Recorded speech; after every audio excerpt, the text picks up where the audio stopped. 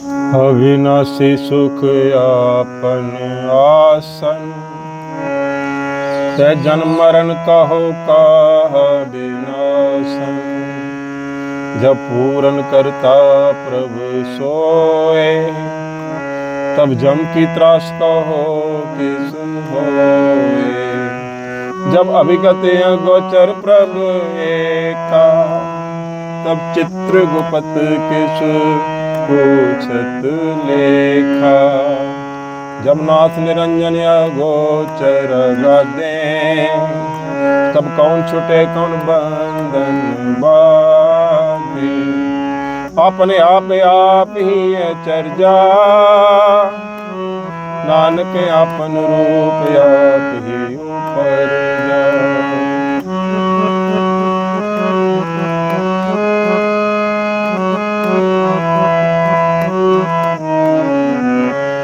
अविनाशी सुख आपन आसन, तै जन्म मरण कहो कहा विनाशन। जब पूर्ण करता प्रभु सोए, तब जम की त्रास कहो किस होए। जब अभिगत गोचर प्रभु एका, तब चित्रगुप्त किस पूछत लेखा। जब नाथ निरंजन गोचर गादे, तब कौन छुटे कौन बंधन बांधे। अपने आप ही अचर्या, नानक आपन रूप आप ही ऊपर जा। अपने आप ही अचर्या, नानक आपन रूप आप ही ऊपर जा। वाहिगुरु जी का खालसा, वाहिगुरु जी की फतेह। गुरबाणी कीर्तन कथा की श्रृंखला में आपका स्वागत है। हरि जस गायन करते हुए, हरि नाम गुण गायन करते हुए गुरु जी उपदेश करते हैं। अविनाशी सुख आपन आसन, तय जन्म मरण कहो कहाँ विनाशन। जब ये जैविक मंडल ही नहीं था और प्रभु एक ओंकार प्रभु अपने स्वरूप में ही थे, सुख आसन जिसे कहते हैं, अपने आप में एक ओंकार ही एक ओंकार था, तब कौन जन्मता था और कौन मरता था। ये जो जन्म मरण का जो हम परिभाषा देते हैं ना, ये एक हमारी बहुत ही संकीर्ण सोच होती है। क्योंकि हमारा मनुष्य जो है, मनुष्य पूरी खलकत को देखा जाए तो उसका कितना छोटा सा अंश है। अब जैसे मान लो को नदी बह रही है, उसमें बूंदें हैं, बूंदें सारा अपना अपनी फ़िलॉसफी इसी बात पे निर्भर कर दें कि ऐसे पैदा हुआ जाता है, ऐसे मरा जाता है। परंतु ये देखो ना कि नदी तो बहती चली जा रही है, बूंदों को आना जाना तो कितनी छोटी सी बात है। तो इसी तरह से एक ओंकार प्रभु तो आदि सच जुगादि सच है। और ये जन्म मरण को कितना बड़ा करके हम करते हैं, वो तो हमारी अपनी संकीर्ण सोच है। जब पूर्ण करता प्रभु सोए, तब जम की त्रास कहो किस होए।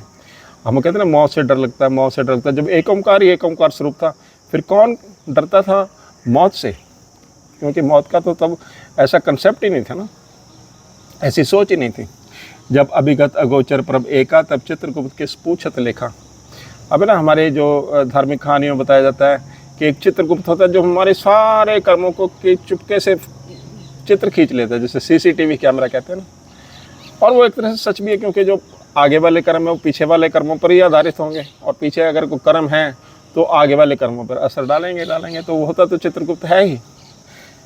लेकिन ये भी हमारी अपनी बनाई हुई सोच है ना। अब जब प्रभु एक ओंकार के अपने ही रूप में था, तब किसकी फ़ोटो खींची जाती थी, किसका चित्र खींचा जाता था गुप्त रूप से। तो ये भी हमारी अपनी बनाई हुई कहानियाँ, अपनी बनाई हुई सोच है, जो कि बहुत ही संकीर्ण है और एक ओंकार प्रभु की विशाल लीला के सामने बहुत ही तुच्छ है। अब बाबा जी कहते हैं, जब नाथ निरंजन गोचर अगाधे, तब कौन छुटे कौन बंधन बांधे। अब कहते हैं ना कि वो बंधनों में बंधा हुआ है, उसने तो सब चीज़ों से छुटकारा पा लिया है। तो ये भी हमारी अपनी बनाई हुई सोचें हैं, जो अगर पूरी कायनात को एक ओंकार प्रभु के दर्शन करके देखा जाए तो बहुत ही तुच्छ कहानियाँ मात्र हैं। क्योंकि जब नाथ निरंजन अगोचर अगाधे, तब कौन छुटे। जब एक ओंकार ही एक ओंकार था, तब ये चीज़ें तो थी ही नहीं। क्योंकि एक ओंकार ही एक ओंकार होगा तो कौन बांधेगा और कौन सजा पाएगा बंधन में पड़ करके। आप ही अचर्या, स्वयं एक ओंकार अपने आप में स्वयं अचर्य रूप हैं। नानक आपन रूप आप ही ऊपर जा। अब बच्चों को तो पैदा करते हैं, कहते हैं माता पिता पैदा करते हैं, ये सोच है। परंतु देखो ना, ये सारी खलकत बनी हुई है। और जैविक मंडल नहीं था तब भी ऐसे ही थी। तो ये अचरज लीला है। नानक आपन रूप, तो अपना रूप स्वयं ही प्रकट करते हैं प्रभु। तो भी कहते हैं ना, स्वयं हम, वे स्वयं से संचालित हैं। हमको अपना जीवन चलाने के लिए भोजन चाहिए, लेकिन जो प्रभु हैं वो ऐसे एक ओंकार निराला रूप है जो स्वयं से ही संचालित है। स्वयं हम है, नानक आपन रूप। सो आपन आप ही अचरज रूप है परमेश्वर का, और नानक आपन रूप आप ही ऊपर जा स्वयं स्वरूप है। प्रभु किसी से संचालित नहीं होता, अपने आप से ही संचालित होता है। सो ऐसी अचरज लीला है। सो ऐसा गुरु जी उपदेश करते हैं। इसी के साथ दास को आज्ञा बख्शें। हुई गलतियों के लिए दास क्षमा का प्रार्थी है। अरदास करें कि ये कीर्तन कथा की श्रृंखला आगे भी इसी तरह से चलती रहे। वाहे गुरु जी का खालसा, वाहे गुरु जी की फतेह।